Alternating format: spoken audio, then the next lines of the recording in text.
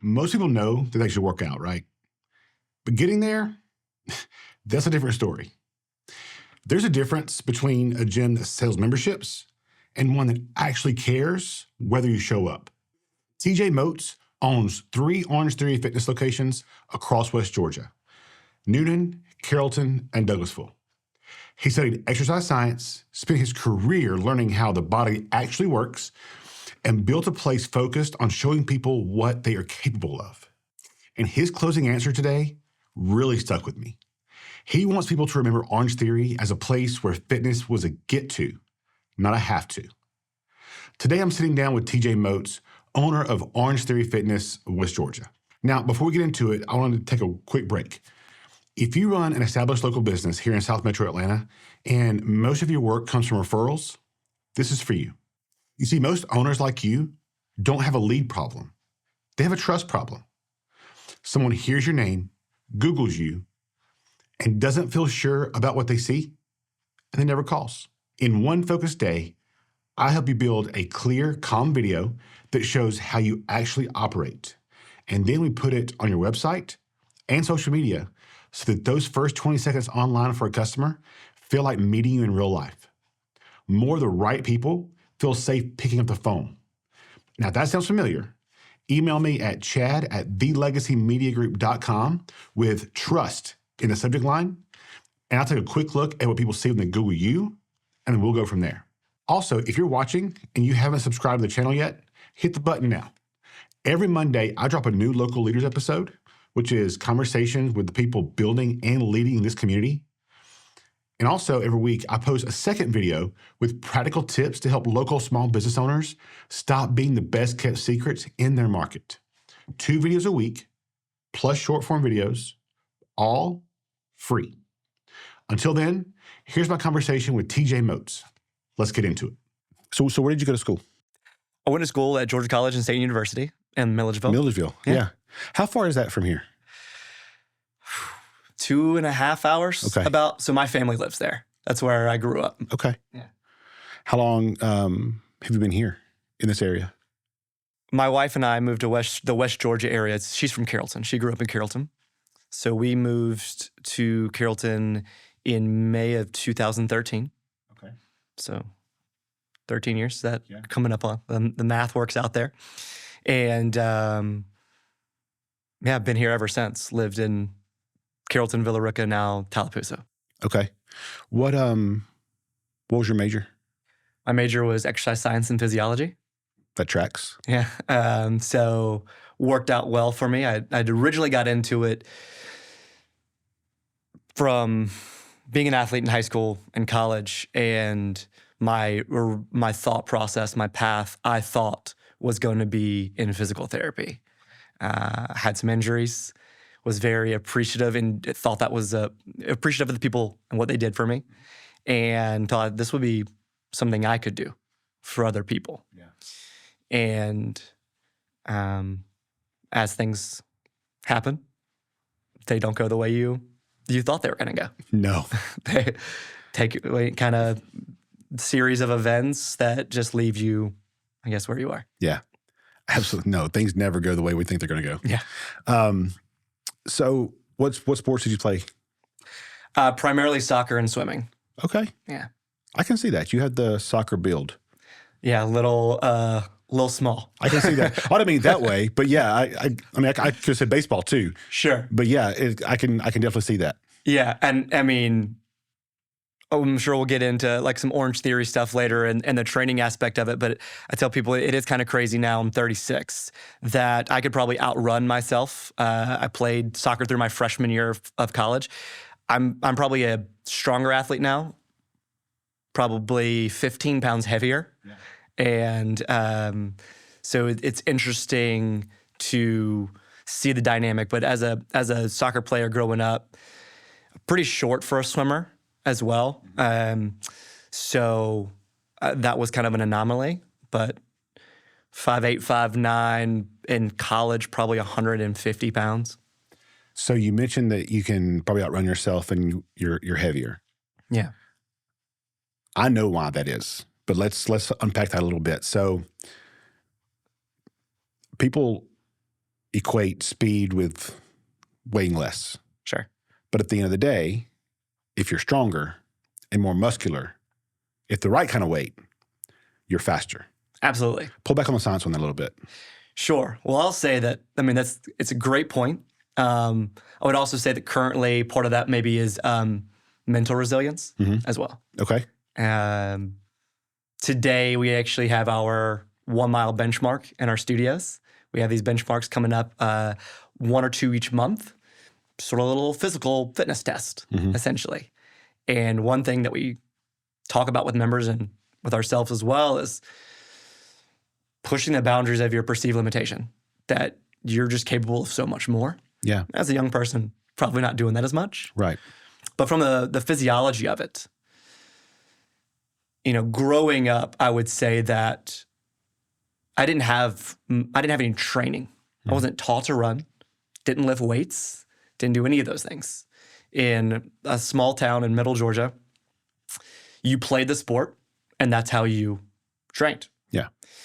So from a perspective of movement analysis, learning how to run, as well as gaining the not just the cardiovascular strength, but also the leg strength, the core strength to stabilize. All these pieces and training appropriately, training power as well as endurance, training strength, running hills, all these pieces come together to help a stronger runner. Yeah. And depending on what your event might be, whether it's playing a sport, is it something shorter like a 1 mile? Is it a 5K, 10K, half full marathon?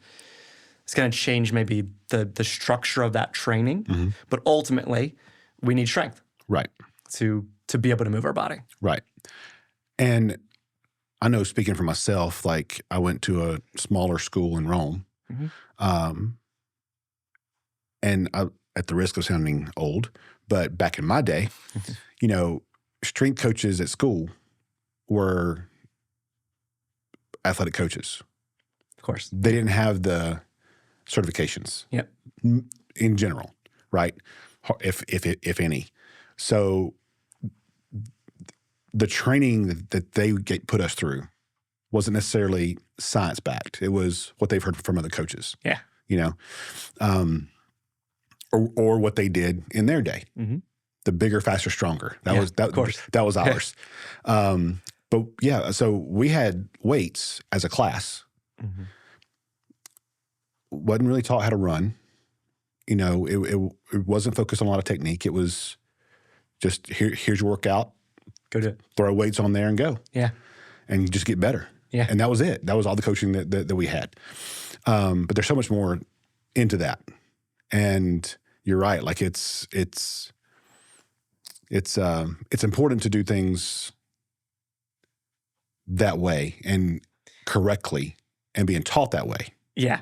And anatomy and just the physiology, exercise science has grown rapidly. Yes. And in the 90s and 80s and 90s, like there's always been some, but I think I'm not the expert by any means on physiology. But if you asked professors in the field, I think they would say the same thing, that they've probably learned more in their postdoctorate and while they've been instructing than they thought they knew before, just because of the rapid evolution of the science itself. Well, the science changes. Yes. Just like in any field in science, like there's always new studies and always new data, right? So it's constantly evolving. Yeah. You have to be able to just keep up and make sure. That's one thing that we look at from a training program standpoint, and what you mentioned of like, hey, here's what you're going to do and just go do it and let's repeat it. The difference between exercise and training. And I think that, getting around, just walking in, most people will walk into a gym.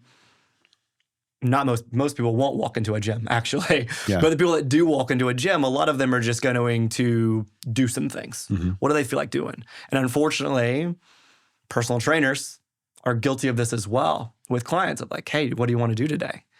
And instead of being the professional and saying, this is what we're going to do today. This is, you're paying me to be the expert, not the other way around. Right. And well, you're supposed to lead. Absolutely. And look, exercise is great, especially, if you're coming from nothing to exercise, you're going to get some results. But having a program backed by science that is structured, that's how you get real results. And that's how you can continue to grow over time. Right. And certainly we didn't have that. It was like, hey, let's run 10 laps. All right. Yeah. Let's work on maybe it was the skill of the sport. And soccer, whether it was, stroke drills for swimming, baseball, whatever it might be, there certainly was something to the skill work. But as far as the fitness was concerned, it just wasn't really there. Yeah. So how did you come into the Orangetheory world? It was a right place, right time kind of thing. So the best things are. Yeah, absolutely.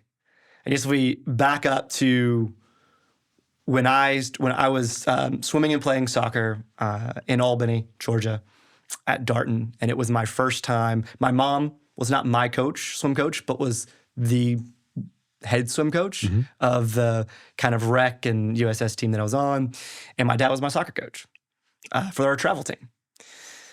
So at 17, went to college, first time away, didn't go to camps and stuff like that ever. Definitely had some homesickness. Yeah. Just didn't do well. Didn't love it.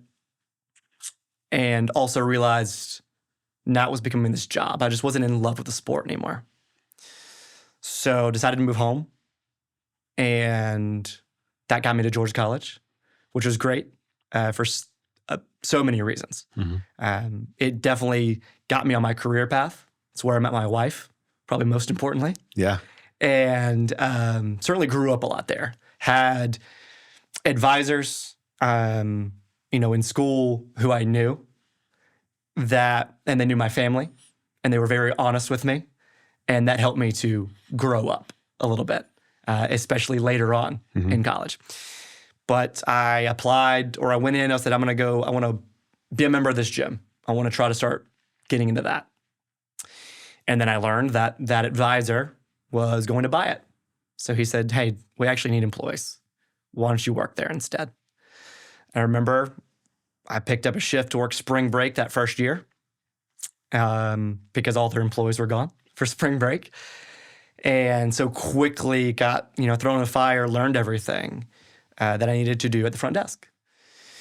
And from there, stayed with that company. It was a company called Bodyplex.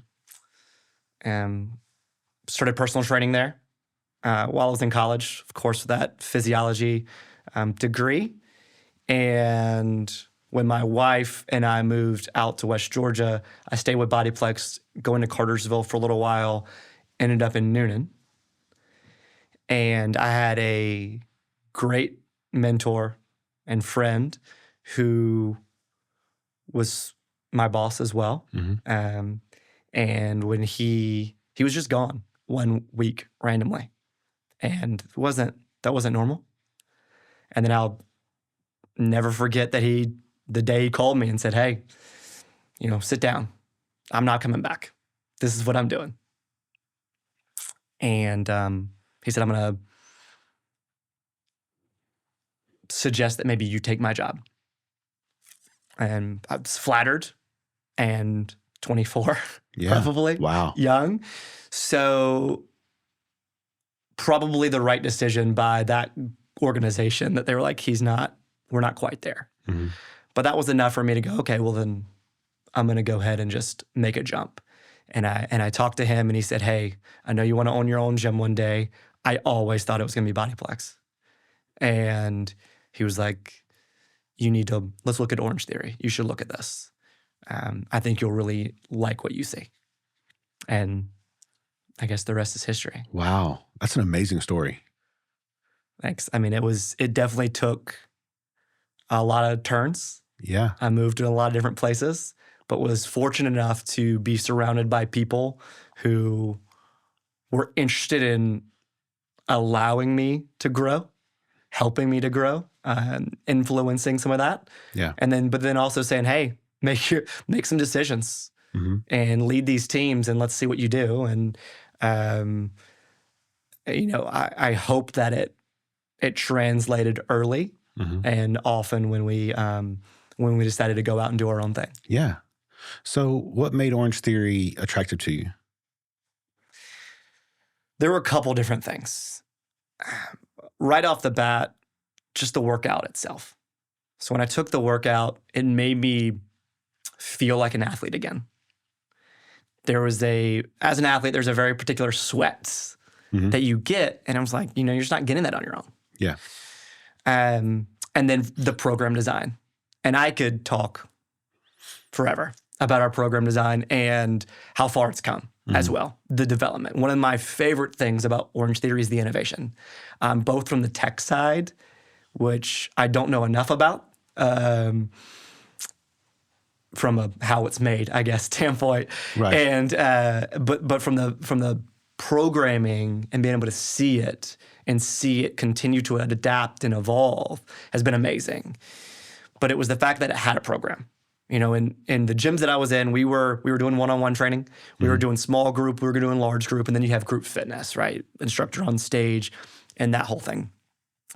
And I would put group fitness more in the exercise realm. It's fun. I love that it gets people moving. Results aren't always going to continue to trend up. Right. So you go to a personal trainer. And as I mentioned, sometimes the problem with personal trainers is they're not structured. They are not creating a program. And for a lot of them, it's not their fault. They were young most of the time, and they're like, I like fitness and I want to be a trainer. I want to help people, which is the right reason. Yeah. And they weren't given all the tools. And what I saw at Orangetheory was that it allowed us to deliver consistent programming. So Orangetheory gives us the programming, and our coaches deliver it and bring it to life. And I've seen so many really good trainers, coaches, group fitness instructors who just get lost in the process instead of doing what they're really good at, which is motivating and inspiring people. Yeah. And so by Orangetheory saying, hey, here it is. This is what we're going to do. It's the same workout every studio in the world today. And let's go get after it. And let's let the people who have the time and the experience, the knowledge that sit at our headquarters to come up with, to write these workouts, to do the program design so we know it's solid. And now we can just bring it to the members and deliver it to them. So from the exercise nerd in me really loved that part of it. But my primary job when I left was gym sales, personal training sales. And a part of me always felt a little, I don't know, nasty about it. Yeah. Because it's expensive. It is. And I think you get what you pay for. For sure. For sure. However, what I saw were the people that needed the help the most often couldn't really afford what we were doing, especially from a one-on-one perspective, getting that true, just customized experience. And one of those things that was almost just kind of a sign to me as I'm looking at the numbers is at the time, it was $169 at this gym that I was at. If you you came in, you said, I want personal training. Once a week, 30 minutes, 12-month commitment, $139 a month. $169 a month. And then I looked at Orangetheory's price, and it was month to month, unlimited access, hour workouts, $169 a month. Wow. And the impact I thought we could make with that, the amount of people we could help, that right there was like, okay, that's pretty much enough. I started working on the paperwork, the application to open an Orangetheory before I took a class. Wow. Just based off of some guidance from a friend, but also researching the workout a little bit and then just seeing, though, my thing was like, it's clearly working for people. And this cost, it just makes sense for more people. And then I love the group dynamic. Yeah. I mean, I think we're social creatures, we're social animals. We crave that. To be able to have a shared experience with someone especially when it's hard. Right. That's why we do team building and things like that, right? Yeah. Is you have that shared experience. That's why teams are so tight when they go through athletics or whatever it may be. Yeah. So all that kind of came together to say, yeah, this is a decision that we need to make. Let's jump. Let's go. Man, there's so many different ways I could go with this. That was great. First thing that came to mind was you mentioned the people back at headquarters designing the programs. Yeah. Where did they get, what's their background? Sure. I can't speak. It's a large team. Sure. It's a large team. To my knowledge, everyone has physiology degrees. Yeah. Some of them not just bachelor's, but master's and above. So they've done that. They've also had real world experience. A lot of them coach through the system and actively coach at Orangetheories. We have a studio inside of headquarters where things get tested. And so everything that we deliver to members has been tried. Has been done, and there's, what is it a new piece of equipment? Is it a new strategy? Hundreds of workouts get tested so that we can have we do a couple repeats in a month. I'm going to say 20 unique workouts each month. With your background and because you called yourself an exercise nerd, do you ever get the workouts that you're given and try to figure out why they're designed that way?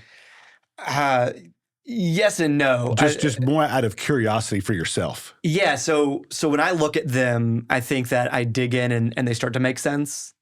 And my job or my goal really is then also to make sure that our team, our coaches, sorry, that the rest of our team also understands. Yeah. It's important, whether it's our front of house kind of sales team, which they don't need to know the deep details of the workout. They just need to understand what we're doing and why we do it. Yeah. But the coaches, they need to understand the concepts behind the template itself. Yeah, that makes sense. And so that they can deliver it in a unique way. When we look at our training and our members, our goal is that we give a personalized experience in a group setting. And to personalize it for someone, first off, you have to have full command of the workout and understand this is what we're trying to accomplish. And then from there, I can have these one-to-one conversations before class with you or even during class with you to say, if you've been a member for a while, I kind of know who you are. I know what you got going on, and we talk often. So we're going to have the ability to manipulate and change little pieces to make sure that it fits you. A large part of that is coaching off a heart rate, especially for our cardiovascular training. But when it comes to the weight floor, we need to make sure that we can manipulate the workout again to fit you, but also to kind of stay in line with the progression. Yeah. Because we're doing everything for a reason. Right. So. Yeah. That makes a lot of sense. So what makes Orangetheory special? Because there's a lot of different gyms out there and a lot of franchises. Yeah. So what makes them specifically special, especially for this local community? Yeah, I can speak directly for our studios. There you go. And I would say it's a culture of more life, of working out to live, not living to work out. I like that. Being present for the people that we have in front of us. And I mentioned the programming and how I love it. I fell in love with it. Yeah. I think to this day, there was a time where I had 3 other gym memberships while owning the Orangetheories and taking classes because I was always trying to do different stuff. For the last 3 years, I've strictly done Orangetheory. The programming, the additions that we've made have made it to where it is that truly a multivitamin for you. That being said, I think there are a lot of great programs out there. There are a lot of great gyms out there. It's about what you're going to enjoy and do consistently. Facts. And so that's our primary goal, is making fitness fun, making it a place where you don't feel like you have to, but you get to. You get to come to class. You get to see these people that maybe you didn't know before, but now they're your friends, your workout buddies, even if you don't talk to them outside the studio at all. You know, we do some member socials and other events like that where maybe but they're not, you know, you might not be going out and having dinner with these people, Yeah. but you know who those people are. Most people take about the same class time. So it creates this energizing culture where everyone's so supportive. One of my favorite things I still coach is when we have a new person come in the studio for their first visit. After getting to know them, kind of walking them through what they're going to do that day, is taking a look at our class roster, trying to figure out who had similar goals, who kind of started in the same place, and connecting those people. Mm-hmm. When I talk to our coaches, I call it making it sticky. Yeah. You know, make it sticky, make it where immediately my number one goal when you step out of that first class is that you feel successful and connected, and that you can also see how this helps you. And if it doesn't, if it's not for you, that's great. I hope you find something that it is. We're not going to be for everybody. I don't think. There's going to be people that want to do, maybe they want to do their own thing. Maybe they think the music's a little too loud or they don't like the color orange. And I get it. I mean, there's a lot of Bulldog, a lot of Crimson Tide. I'm an Auburn fan myself, so I'm partial to the color orange. But whatever program works for you, whatever you can do consistently, is going to be great. And that's what we aim to provide. That's fitness in a nutshell. Absolutely. Whatever you enjoy doing and can do and do consistently. Because the biggest thing is showing up. Yeah. You got to show up. Have to. And if you show up, you'll get better. Of course. Regardless of the program, the gym, whatever. If you show up, you'll get better and you'll get healthier. Absolutely. And I think that there's enough noise out there today, especially on social media. Yeah. This is better, do this, do that. Just show up. And we Show talk up and about move. this versus that is one thing that I think Orangetheory does an exceptional job of is balance. Balancing science with, hey, you're just a guy that wants to work out. Yeah. Balancing strength with cardio. Balancing energy with intention. Mm-hmm. And all those things kind of come together so that you can steadily progress, but be well-rounded. Yeah. So our slogan is more life. Okay. And more life for us means longevity, means being able to enjoy your life. Go out and do things. Again, don't work out, don't live to work out to live. Be able to move. Work out in a fashion that, look, you're going to be sore sometimes. But, it's not about chasing soreness. Right. It's about chasing progress. And that balance really, really can come into play there. We try to meet you where you are, understand where you want to go, and then kind of come up with that path. Yeah. Every member gets an in-body scan with us, which is a body fat analysis. Some people don't like it. They're like, I don't want to do this. But I'm like, from a program perspective and how important it is, I would relate it a lot to kind of being lost in the woods. And could you wander around and find your way out? Certainly. But you'll probably get there a lot faster. If you have a program and then you track your progress with a compass. We track our progress with in-body scans, with performance analysis. All of our members wear a performance monitor that tracks much more than heart rate, tracks metrics across the entire workout. So then in those moments where you don't think that you're going the right direction, you're like, I think I've seen that tree before. You can go back and look and go, no, just stay the course, stay steady. Yeah.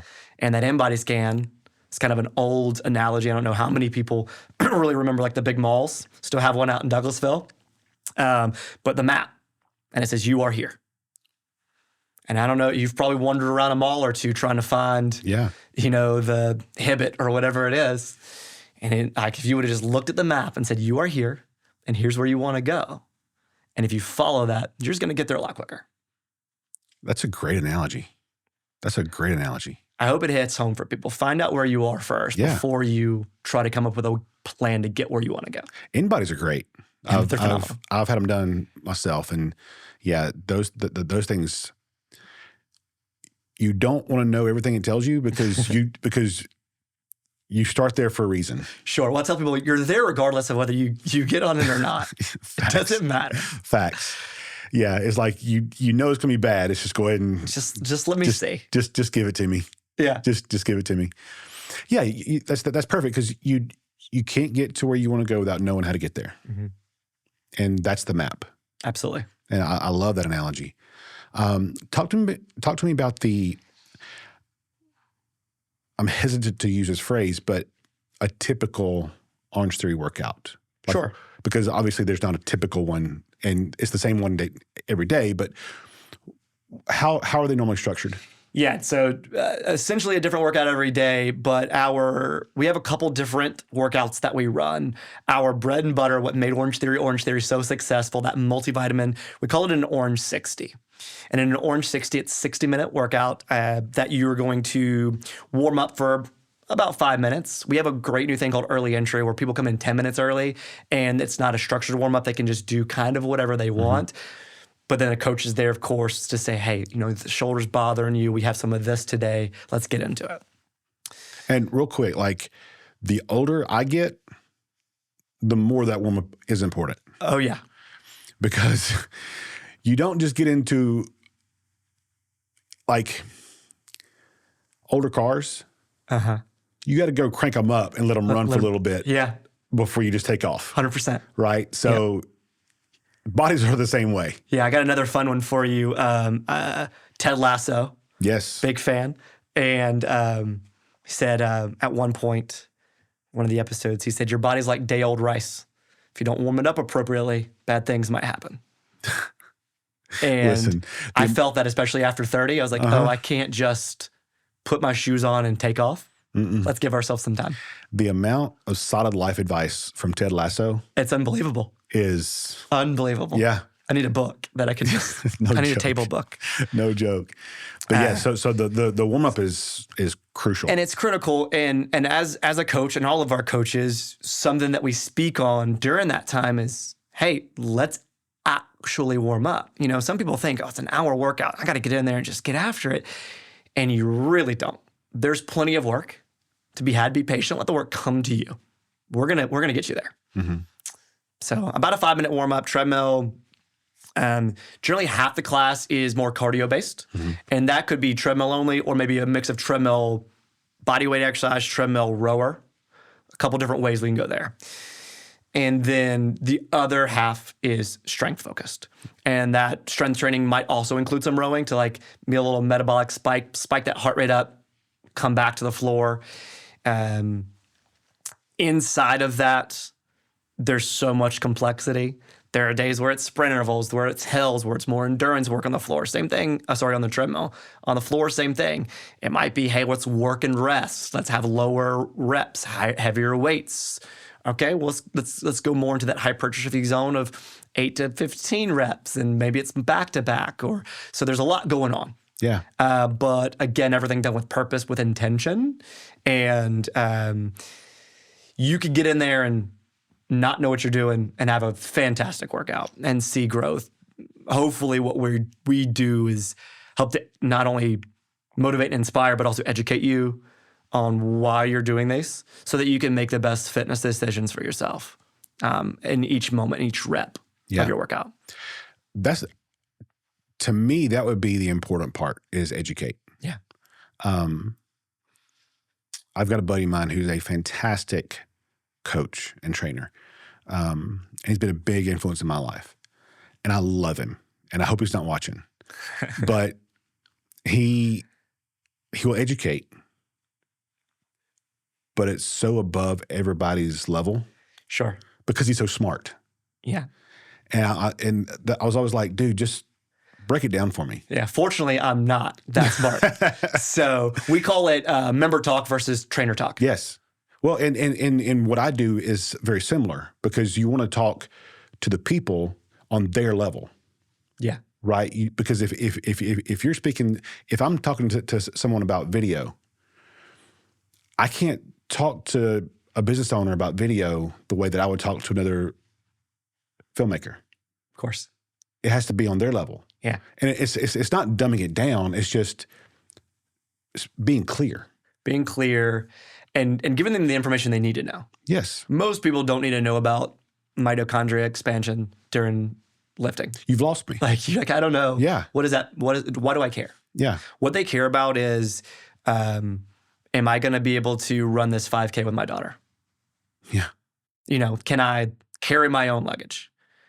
And, you know, I think getting into the emotional side of fitness is something that I try to do for members as a way to continue to motivate, but understand, why are we here? Yeah. What are we doing this for?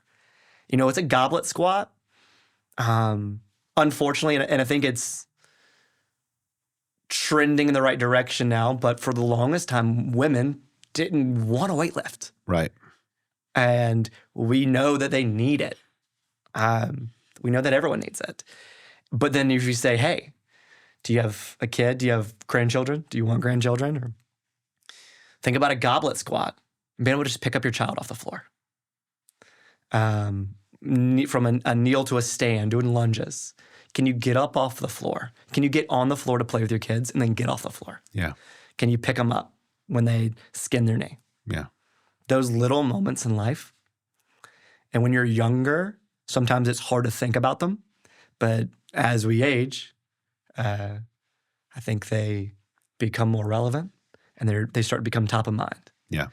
And if you can really have a strong why behind your workout, if you know why you're trying to push yourself, it'll take care of a lot of other stuff. It will. It'll keep you motivated more so than any coach, any music ever can. If you start to think about the people you're doing it for. When you find that why, you don't need everything else. Yeah. You go past the motivation and enter into the discipline part of it. Always, for me anyway, I had several whys on my healthy, and I hate this phrase, but journey, because it's so overused. But it is a journey. It is. But for me, it was peeling back an onion. Yeah. There was so many layers that you had to peel back. Okay, well, this is my why. But is it really? No, let's pull it back. What's deeper? Yeah. Let's go deeper. 100%. And then you find it, and you're like, and I was like, that's it. And I hadn't looked back. That's awesome. So yeah, that why is critical. And you've had a tremendous fitness journey yourself. Correct? I have. Yeah. I have. And my why was, I want to see my kid graduate high school. Yeah. Because he was born at 40 when I was 44. Okay. So I would joke, I just hope I make it to graduation. Yeah. You know, because I'll be in my 60s when he graduates. And I started that as a joke, but the more I joked about it, the more real it started to sit in. Yeah. And it was it's like, okay. And it's the industry term of what you're talking about is functional training. It's the picking up. It's the carrying groceries. It's that kind of stuff. It's the everyday life that weight training and fitness helps you do. Yep. And it's also a thing of, and I had a conversation with someone on a previous episode that as you get older, if you've lifted weights and if your body is strong, you fight off more. Absolutely. And you can age better. Yeah. And you can live longer.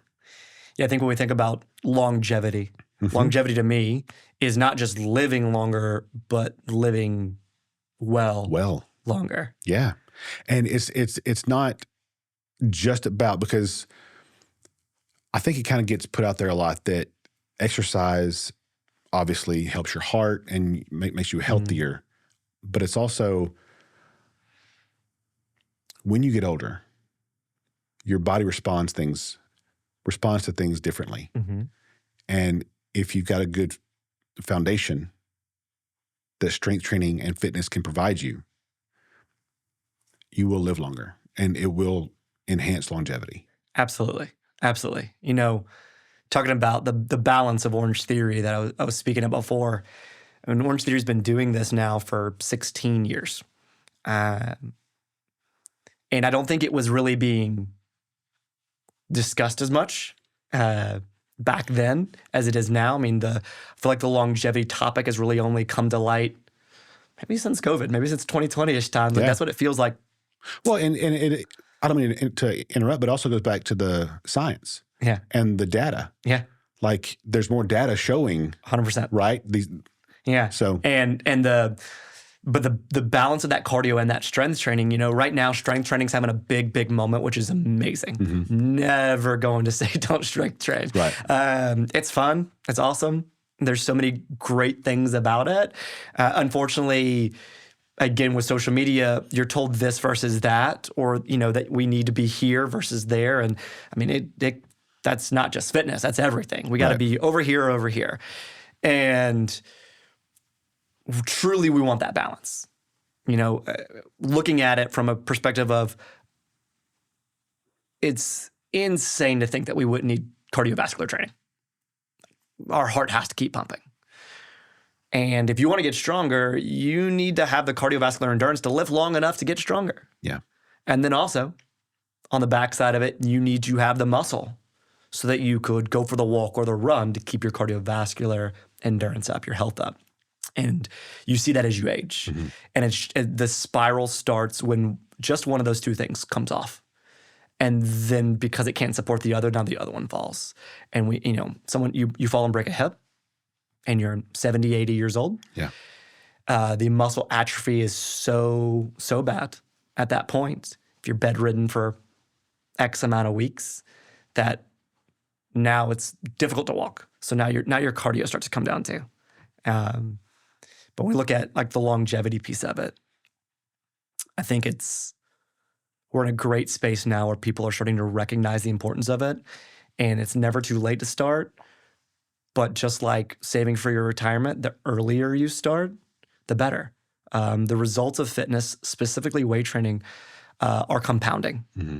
And if you started your retirement account in your 20s and 30s when you're not thinking about retirement. Yeah. Same thing with strength training. Like, you're not thinking about picking up your grandkids when you're 20 years old. You just want to look good at the beach. Right. If that's the reason that gets you started right now, that's great. Right. However, if we just get started, and even if you've never touched a weight and you're 50 or 60, 70 years old, you can always start. You can always start saving. And adding that muscle becomes a savings account because it will naturally atrophy. If you train, we can reduce that significantly, which is great. Yeah. And again, now you see people in their 80s and 90s running marathons, enjoying great lives. We have a member in Carrollton. We can't take full credit for this. She did plenty of work on her own. She's 65, 66 years old, hiked Kilimanjaro. Wow. But she'd come on with her weight vest and come take our Tread 50 class, which is 50 minutes of just cardio, turn that incline up and get after it. Yeah. So the ability to live longer, vibrant lives are there, no matter where you are in your journey and how old you are. But you just have to get started. Got to do something. You do. Yeah. One thing you said there, and I want to come back to the lifting for women. Mm-hmm. I do want to come back to that. But one thing you said there reminds me of why I miss coaching. And you said that lady that she did a lot of stuff on her own to hike. 100%. But as coaches, at least for me, and I'm sure you feel the same way, we're that one spoke in the wheel for their life. Yeah. The part that I miss about coaching was when kids would come in my office and be like, I had a bad day. Yeah. They knew they could talk to me. And I wasn't a parent. I wasn't a sibling, a youth pastor, or whoever. I was that other spoke in their wheel that could help guide them down a certain path. Mm-hmm. And that's the part of coaching I think that gets overlooked. Yeah. There's the wins and losses, but at the end of the day, we help them get better, Absolutely. and not just what we coach. Yeah. So I wanted to make sure I point that out. That's Yeah. I mean, and I hope that myself as a coach, that all of our coaches that can motivate and inspire people, not just to run a bit faster or maybe go a little bit deeper in that squat or whatever it is, Yeah. but that they find something else. because Like, I can do these hard things. right, because them learning how to do that and pushing past the hard stuff in a gym, when real life gets hard, Yeah. that's a muscle they've developed and they haven't realized it yet. 100%. So it'll help them push through that part of it. Yeah. There's so many correlations between fitness and just life Oh my gosh. in general. The consistently, like we talked about, one thing we talked about is what you do consistently makes you who you are, not what you do once or twice. And the people that get results in anything are the people that show up and do the work in whatever it might be. Is it fitness, being a parent, leadership? You want to learn how to cook? Yeah. Are you going to continue to do the work when it's inconvenient? Because everyone can do it when it's right in front of them, when it's easy, when it just makes sense. Right. But will you be disciplined enough to keep showing up? Yeah. And if you want to grow in your career or grow in your relationships, you got to do the work. Something that hopefully at home, my wife and I are trying to be better at is making sure we're always putting in the work. She owns her own business as well. We have our daughter will be 3 in June. Our lives have changed drastically. And it's like, hey, we also have to make sure that we put in the work for us. And then of course for our daughter. Yeah. There's so my son turns 3 next week. Awesome. So I feel that. We're right there. We're right there, and we are in it. Yeah. We're in it. And it's so you're right. There's so many correlations to fitness and life, just as there is in business. The lessons we learn in fitness, it translates It does. to so many different things. It does. And you mentioned business as well. And we get the great opportunity for our business to be fitness, which is nice. Yeah. It makes sometimes bridging that gap with employees a little bit easier. Yeah. To be like, hey, you guys remember this? Works the same way here. Yeah. So, one thing that I was going to share with mine is a lot of times I have a challenge of working with business owners or creators who don't want to speak on camera because they're not comfortable. Sure. They don't like how they look, how they sound, and they're just not comfortable. Yeah, makes sense. And 100%. And I always relate it to fitness because I'm like, it takes reps. You get better with each one you do. Sure. The first one's gonna be bad. Like I will do everything I can to make it look good for you. I said, but they're gonna be bad. Yeah. But you got to get past that. Just like your first squat isn't gonna be great. It could be less weight. It could be bad form, whatever. You're gonna struggle at first. But once you get into it and you get consistent, you get better. Absolutely. And it's the same thing in the gym. Yep. The exact same thing. I want to touch on the female lifting and then I want to get into your team. Okay. You're right. It has, going back to what you said, it has been a little bit of a shift in females wanting to lift more. Yeah. What are the benefits of that? Sure. Or what's the myth first? Like talk about the myth that why women wouldn't want to. Well, they would not want to? Yes. Yeah. I mean, I can't speak directly Well, yeah, from that perspective. We're but not experts on this. Yes. What I perceive, what we've heard what you hear a lot is that we're afraid, women are like, I don't want to get bulky. I don't want to put on too much muscle. I don't want to be big. That's where I was. Yeah. My rebuttal to that is always like, if it was that easy, I'd be maybe a little bit bigger. Yeah. I'd be a little bit stronger. Muscle gain is so much more challenging than weight loss. Yep. And look, I mean, we're sort of in the weight loss business. Nothing makes me more excited and proud to see those journeys.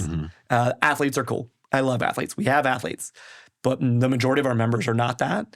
And seeing someone lose 25, 50, 100 pounds or more, be able to run for the first time. Like, those are exciting. But ultimately, that journey is quite a bit easier than the let's put on muscle. Yeah. There's a lot more specifics, and it takes a lot more time to do that. And, you know, And not just time of working out. yeah. Let's talk about what you have to eat. Eat, absolutely. To do that. I mean, nutrition's a massive part of it. Yes. And ultimately, weight loss is a calorie equation. Mm-hmm. Whereas muscle gain, calories are important, but there's a lot more. And we look at body composition, you know, calories matter. They're certainly not all that matters, no matter what your fitness journey is. However, I would argue that if you have over 50 to 70 pounds to lose, calories pretty much matter most. Yeah. And then after that, like, we can start to get in the details, but we're not worried about preserving lean muscle when you need to lose 100 pounds. Mm-hmm. We're just like, we got to get this weight off of you so that we can do other things and so you can move, so you'll feel better, so you'll feel like doing this other stuff. Mm-hmm. And when it comes to gaining muscle, you have to have adequate calories, but you have to be consuming enough protein. You have to, carbohydrates are our friends. Fats are super important for hormone balance, cognitive function, sleep, and recovery. So there's so many pieces of it that go into nutrition. Now, it doesn't have to be overly complicated as well. Right. And that's one thing that I think it's important for people to know, is that from a nutritional standpoint, that might sound complicated, but you find a way to track it. We mentioned the sort of the program, the compass, the being lost in the woods mentality. Mm-hmm. I use that same thing with nutrition clients of, hey, in my opinion, tracking your food actually makes life a little bit easier. Yeah. It gives you freedom to have the tacos or the pizza if you feel like it, and you can sort of make it fit. We go over here or there, not a big deal. But most people don't need nutrient timing. Right. They just need, hey, here's your calories, kind of here's a macro profile that you want, and let's eat well, but then let's also train. But then we have to train consistently. And that training needs to be a program. And then that program needs to have progressive overload. All these pieces. So the muscle growth just does become complex. Pieces like programming and progressive overload and consistency, honestly. One of the things I like about Orangetheory is that it's just built in. Right. You know, if you don't come, we're calling you. I'm gonna say, Chad, where you at? Mm-hmm. What's going on? Haven't seen you in a week. Right. How you feeling? Everything okay? Yeah. I know you wouldn't just not come. So it allows that piece to be a bit easier, because I think the nutritional piece can be more challenging. For sure. You know, as far as women, I mean, honestly, it's women, but it's everyone. We do see the breakdown of bone in women much more frequently. Mm-hmm. I think that more recently, it's kind of up in the air. Is it specific to something about women, or is it because traditionally they haven't trained, strength trained? But putting your body under load helps to grow the density of your bones. And so not only are we getting stronger so we can pick the kid up, carry the groceries, carry your suitcase, whatever, but also our skeletal system is getting stronger. Mm-hmm. If I think a lot of people know, if you break your arm, it generally doesn't break in that same place after that. Once it's healed, it's actually healed a bit stronger. And you're creating, same thing with muscle. In our muscles, we're creating these micro tears and they're growing, they're getting stronger. Your bone's getting this stress put on it. So it adapts to hold that load, I think, is the easiest way to break that down. And again, not just important for women. This is important for everyone. For sure. And we talk about the age equation, that continues. Mm-hmm. It's fascinating. There's a lot. There's a lot that goes on. And it can be a lot more simple than than how you just explained it. Yeah. But yeah, I mean, it's start somewhere. Start somewhere, do something. You know, we talked about, I guess, the knowledge of understanding how important it is for people is huge, because you know, we all probably grew up, depending on your age, I guess, grew up understanding that smoking was not good. Right. It's hammered into you. Smoking is bad. Don't smoke. Don't smoke. It'll kill you.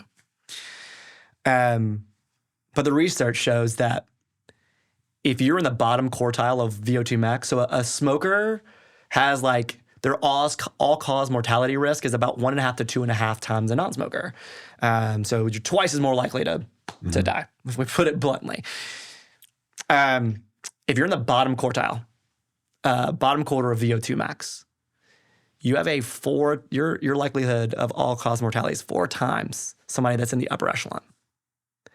If you just move into you don't have to be an athlete though. You don't have to have this tremendous rise. If you can just get up to below average, it cuts it in half. It's 2 times.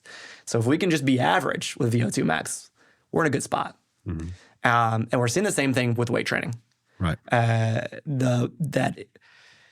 This one's harder to put a number on, but if you're under-muscled, then your all-cause mortality risk is significantly higher, 3 to 4 times, again, what someone is who trains, who works out, and has, we're going to call it, a decent amount of muscle.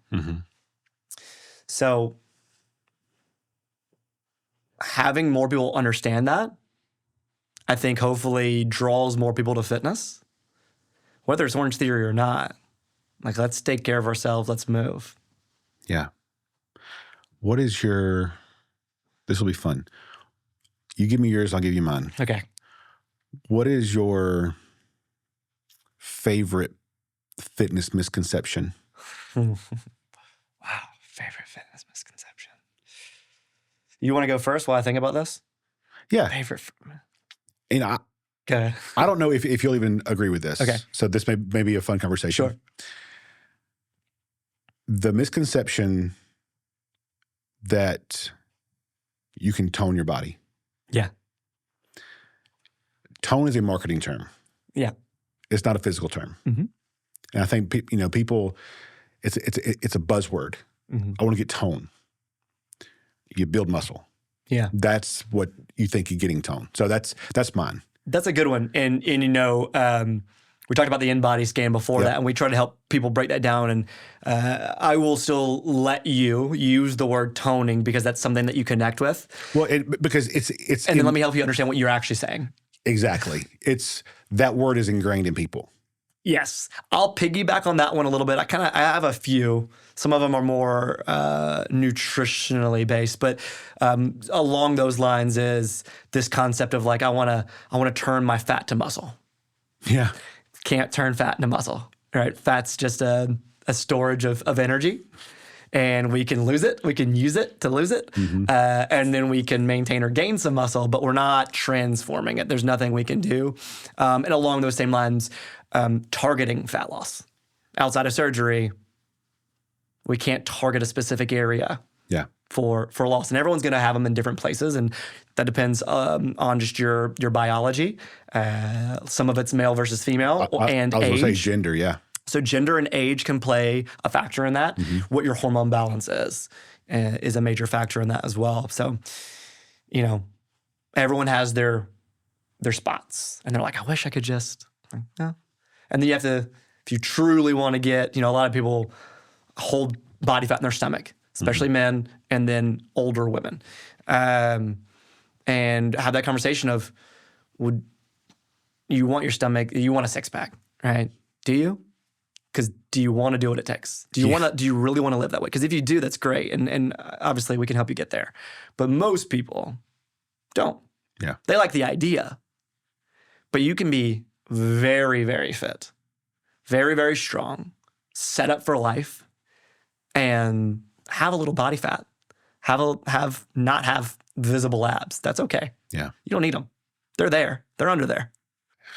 One could say that that's where people start to fall off and fall off the habit of working out and eating right, because we set too high of expectation. Man. Yeah. I battle it For sure. And we don't see the progress fast enough. So we're like, I'm not doing this anymore. Yeah. I think, but it also goes into, we're not willing to do what it takes to get to the expectation that we set. Sure. Sure, 12% body fat, seeing my abs, that'd be great. Mm-hmm. But do I really want to eat that way and lift that way? Yeah. Do you want it to consume your life? Because there's a cost to that. Of course. Yeah. There's the hidden cost that people don't want to talk about. Yeah. And time's not free. We don't get it back. Right. That's something that I try to make sure people understand and know. And, is it, hey, you can go do this workout or hang out with your family tonight. If you haven't seen them all week, you've been working hard. Hey, you've got a couple workouts and you've been active. Like let's spend time with our people. You're on a strict nutritional plan, and your friends want to go out to eat. Like you don't get those moments again. So like the whole point, at least for me, the whole point is to live.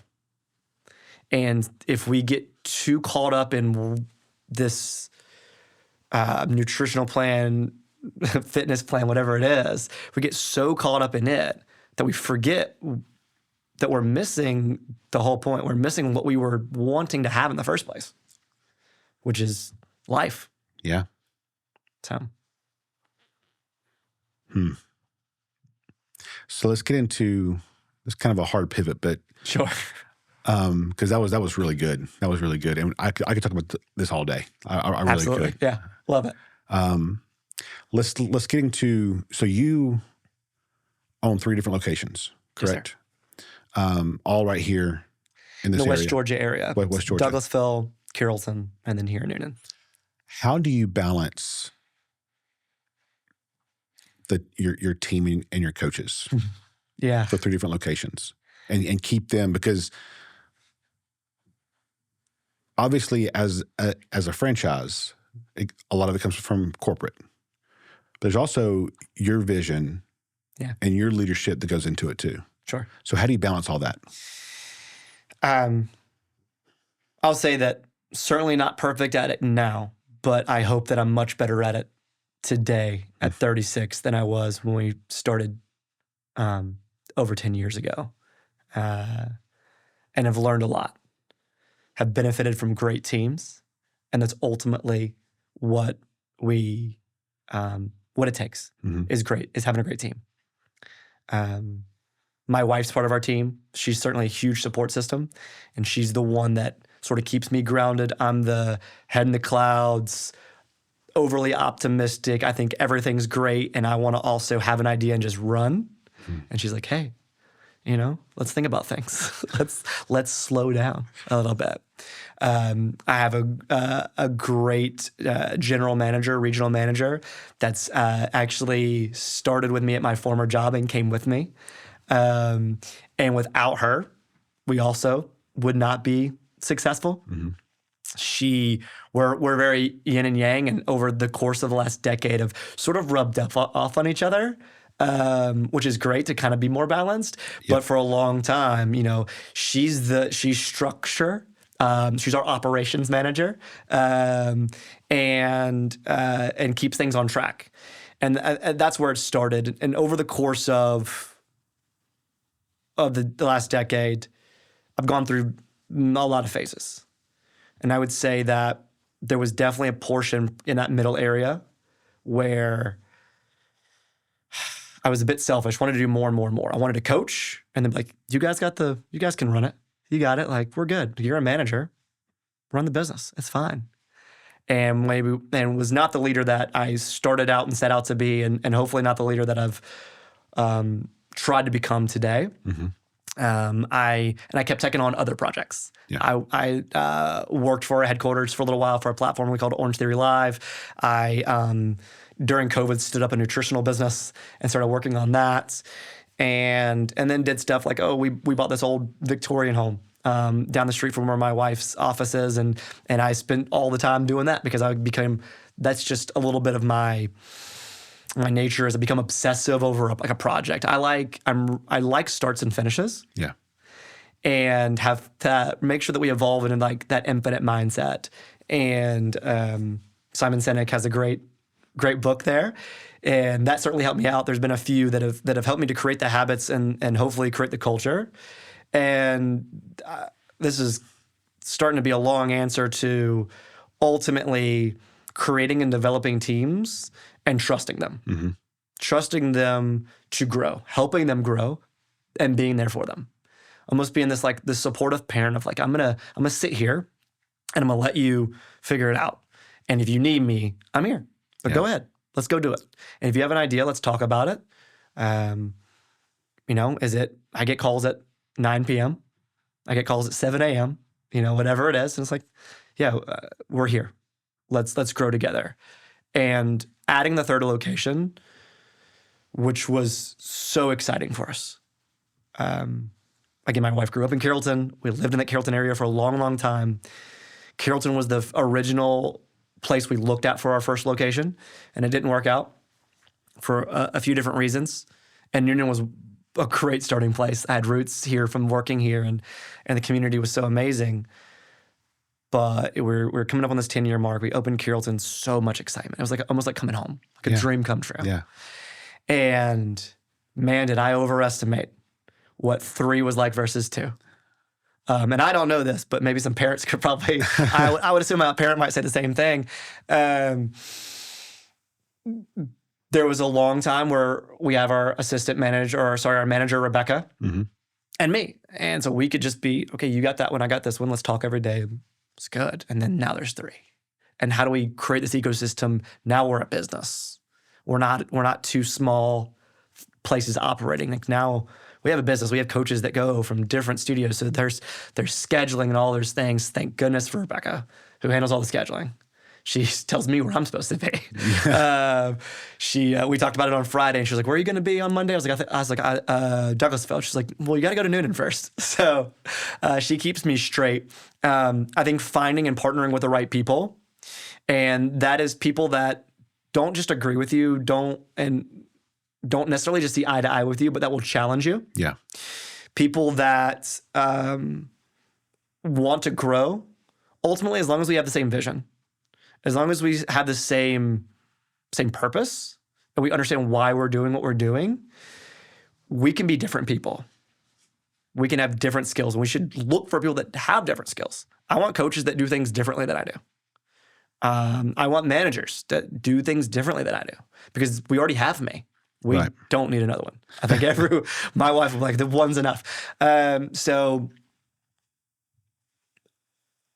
short answer is I'm still figuring it out, I think. It all comes back to hiring the right people. Yeah. And, people matter most, for sure. And you never bat 1,000. Yeah. Never do. Definitely not. But it's also the sign of a good leader. You mentioned Simon Sinek, but it's Jim Collins wrote a good book. Yeah. And a great book. And you got to find the right people for the bus. Mm-hmm. But you also got to put them in the right seat. Absolutely. And that's just as important as finding the right person. It is. And we found that. And, I look back on our early years and wonder who we failed, who we missed out on. Listen, we had this conversation off camera. I do that constantly. Yeah. I always go back to the ones that I failed. Yeah. Both as other coaches for my business, but also the athletes that I coached. It's the ones that I failed stick out more than the ones I've helped. Yeah. And I think it's just the natural human psyche that we focus on those negatives and certainly preach that we want to try to focus more on the positives, but we certainly learn. We can learn from both. Yeah. But those negative experiences can help us to learn and to grow. And the positive is I've had a lot of negative experiences. I've had the opportunity to learn a lot from our mistakes, and that's been great. Even things, I guess, challenges rather than negative experiences, the challenges we've had to go through. And, we were 3 and 4 years in when we had shut everything down for COVID, and we're completely closed for 2 months, and then had to navigate a world post that. And Which there was no blueprint for. there was none. We were trying to figure it out as we go. Not just here, but I mean, everybody was. And Orangetheory was trying to, they're like, we're trying to help you guys, but we don't have the answers either. You know? And, but it really, it helped us to grow up a lot. You know, I guess I would have been 30 at that time and learned a lot, or turning 30. And I learned a lot about myself, learned a lot about why we need to be doing these things, and how to be adaptable, how to continue just to innovate and overcome these obstacles. And honestly, that probably was a time where we started becoming better at putting people in the right seat, because it was so important. Our staffs were pretty lean. Unfortunately, some people didn't want to come back to work, and the people that did really wanted to be there. Yeah. And that sort of like the mindset, the idea of like the cream rising to the top, you got to go, oh, this is how we can operate when the people that are here really want to be here, because they have a choice. At that time, they could have stayed home and continued to get a nice little check, and the people that were there wanted to be there. And it wasn't about the money. It was about our purpose. And culture. And culture. I think that's when you start a business and you run a business, to me, and I'm just having our conversation, I noticed to you, culture is almost the most important thing. Absolutely. Because you can have all the perks, all the bells and whistles. People show up for culture, and they stick around for culture. They do. They do. And I think that our team's done a really good job at creating that culture. And we've had our ups and downs. We've had better teams than others, and back and forth. One of the just biggest compliments that we can get is when, number one is when a staff member, team member goes off to get another job that is something we're going to say bigger and better. It's maybe going to be their career. Right. We have limited career spots, I would say, for us, and we have a lot of part-time people, a lot of college students and that type of thing. To see them go to that other place and succeed, it means the world to us, and we support it, and we push for it. We want them to do that. We love writing letters of recommendation. But then when they reach out to say, hey, if you ever need anything, like I could watch the desk on a Saturday morning for you. Oh, I saw you're going to be at the 5K. Like, can I get a shirt? Can I come? They're still part of the family. You know, do I still want to, work out there? Like all those little pieces, like, hey, I still want to be here.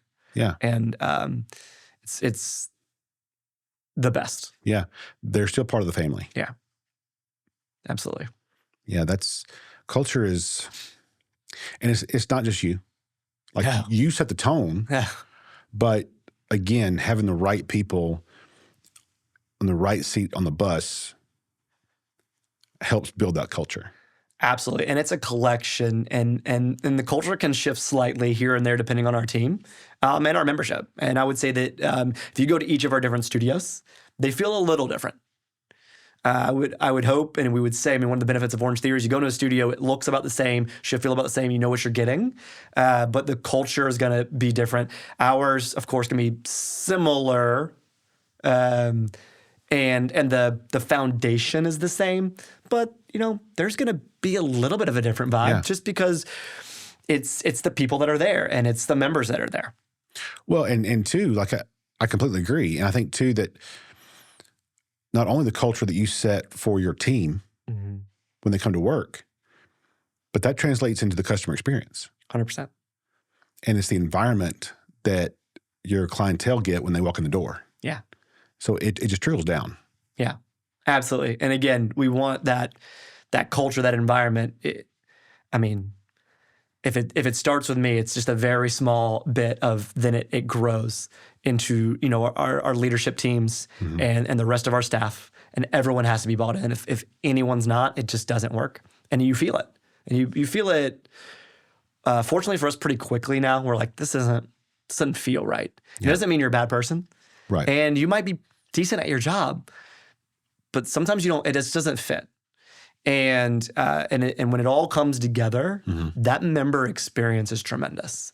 And the feedback that we get from members on that is huge too, because it's like, our front of house team, they're sales associates. Like their job is to sell gym memberships, right? But when we talk about it as opportunities to change lives and to believe that what we're doing, I'm selling you this membership, but what I believe that I'm doing something for you by doing that this could change your life for the better. And if you buy in, if you believe in that, it doesn't become a sale. And also I think that the members feel that and recognize that too. They know when it's fake and when it's not. And when our teams are bought in and they believe in what we're doing, it just makes it easy. It makes it comfortable. It doesn't feel like you're getting, you're not going to the used car lot. Right. Well, and at the end of the day, I think this is what a lot of business owners miss. That's really your brand. Yeah. What your customers feel when they walk in the door and when they leave, that feeling stays with them. Sure. And I don't mean the exhaustion or the soreness, but the feeling they get of being wanted, absolutely, and welcomed. Yeah, the goal is that everyone feels seen and heard. Absolutely. And that's what people remember, and that's the brand of your three locations, right? It's not the Orangetheory logo. Yeah. It's what they feel. And that's what sticks with them. And Absolutely. that's what they leave telling other people and their friends and their families to want to come back. Mm-hmm. Yeah, and we hope that we deliver on that. Yeah. For sure. So you got I want to get to two more things, and then I know you got to get out of here. I want to be respectful of your time, which I really appreciate you giving up. Of course. You got a big event coming up in April. I do. Yes, we do. Talk to me about it. Yeah. So we have an event that Orangetheory has done as long as I've been around, called Dry Try. And it's our version of a triathlon. Okay. So we mentioned about the workout earlier that we have the treadmills. We have rowers. They're water rowers. Fantastic. And then our weight floor. So we do a little triathlon in the studio where you go for a row. The traditional dry try is a 2,000 meter row. Then you go to the weight floor for 2 rounds that end up equaling 300 body weight reps. It's things like squats and push-ups, a couple burpees mixed in there, and then a 5K run. Okay. We have an option for if you're not a runner that you walk, and so you do half, 1.5. And then we also have a sprint version, which is just half of everything. So half the 1,000 meter row, 150 reps. And it's tremendous. It is easily one of our favorite events of the year because we try to make an event. We make it a party. Yeah. Traditionally done in the studio. We like to bring in, local vendors and have a good time, make it a celebration. It's almost like a showcase. If you're a member and you're like, hey, kids, come see what dad does. Yeah. When I'm not home sometimes, like when I get up early, or whatever it might be, husband, wife, hey, come, what makes it special is when families show up to cheer them on. I shared with a member when I was down here in Newnan last week how I still remember it was about 7 years ago when she took on Dry Try and she had never run a 5K before and ran that 5K. Wow. And just like anytime we talk about it, I get a little emotional about it. But anyway, so that's Dry Try, and what we're doing this year is just trying to really make it extra special, extra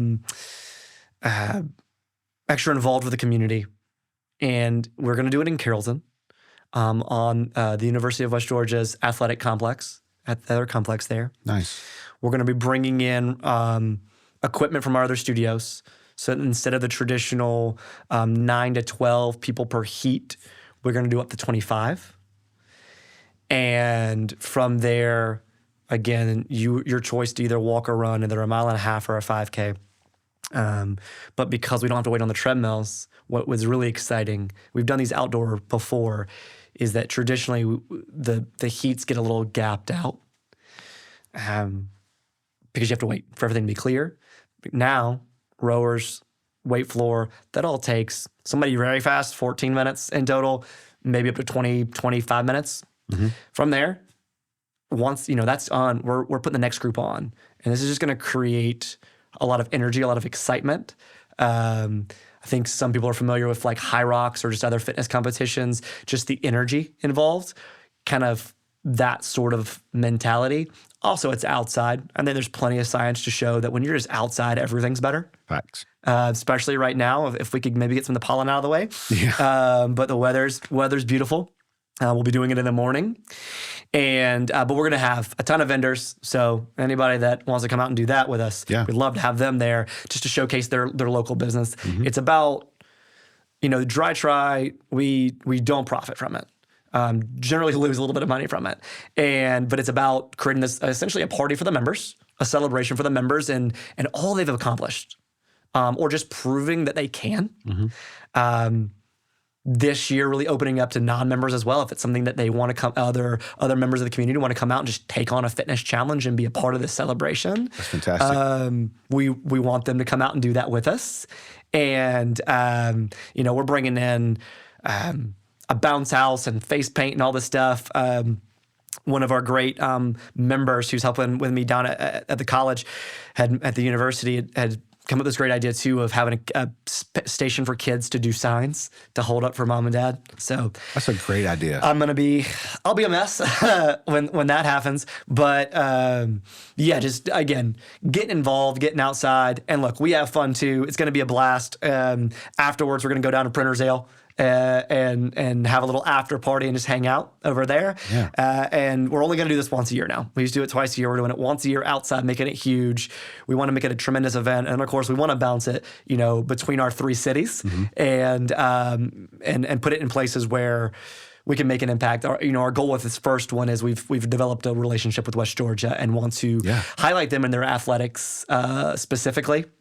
But we know that between Douglasville and Newnan, there's a tremendous amount of students potentially coming to West Georgia, or of course, there's a campus here.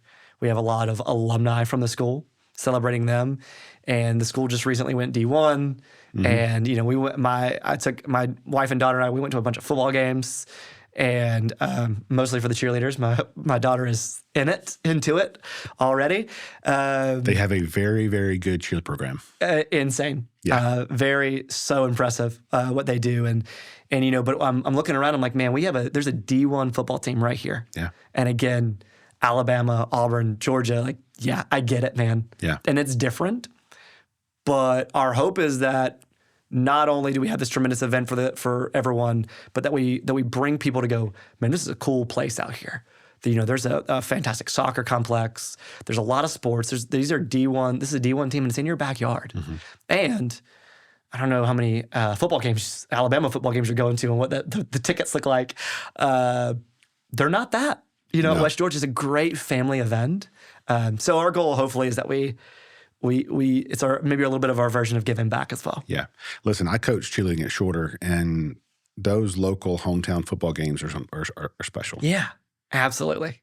So they're very special. So yeah, absolutely. I completely agree. High school football, of course, is huge. Yep. Love that. That's on Friday night.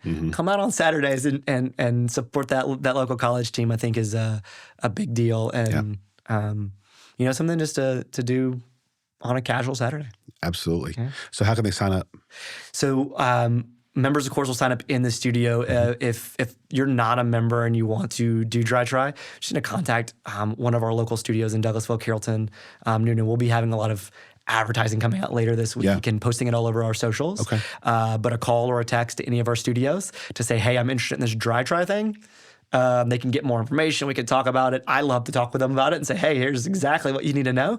Non-members, we have something special this year where dry try is $35 to participate, which being in fitness is kind of weird. We're a High Rocks affiliate now, which is cool. And High Rocks, of course, is a huge craze. And so I never really paid attention until now.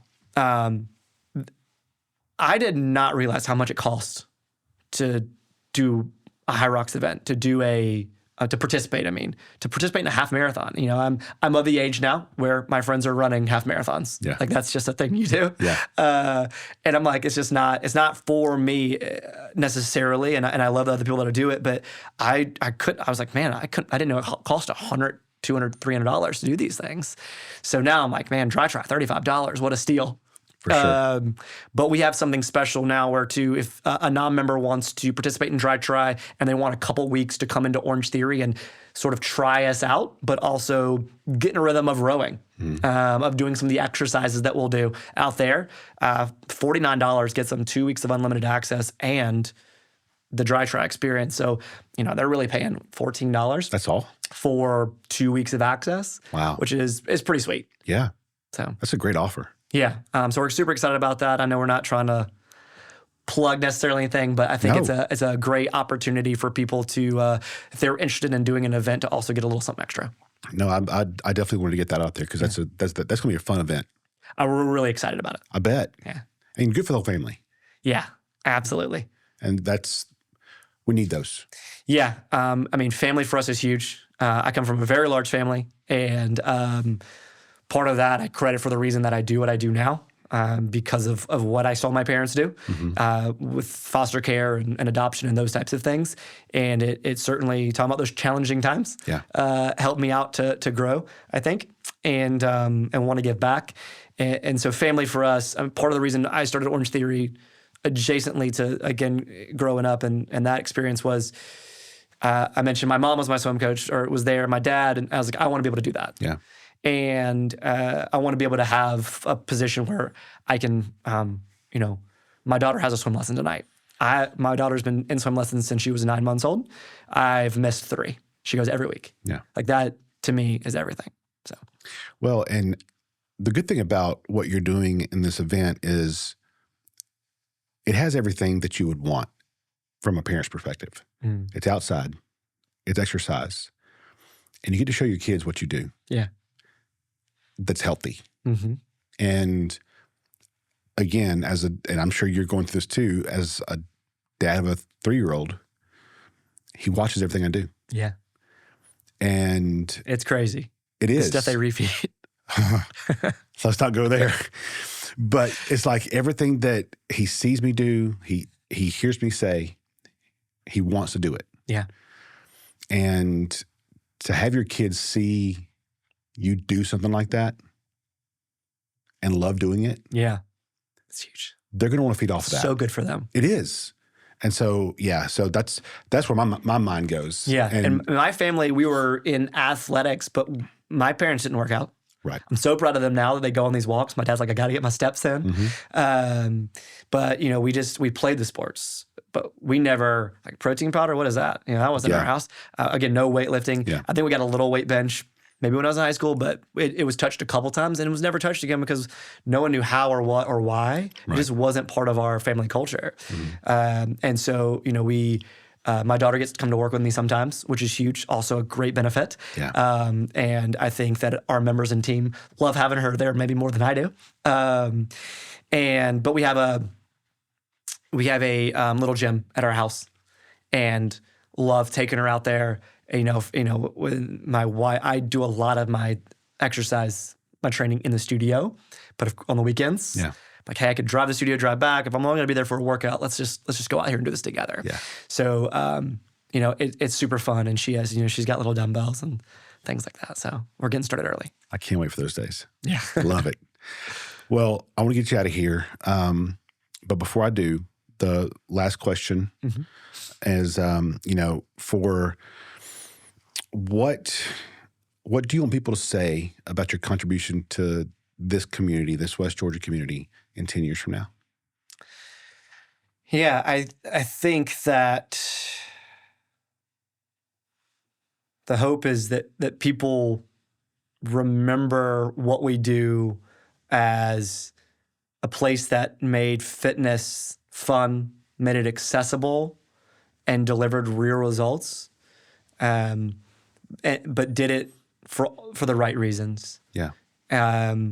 And not only that we provided the opportunity to get into fitness and get those results, but that we help them grow mentally as much as physically, that we helped our teams grow mentally and physically, Yeah. so that they could go on to be outstanding members of our communities, leaders in our communities, that they could continue just to deliver that experience of whatever your reason, like we can do this together.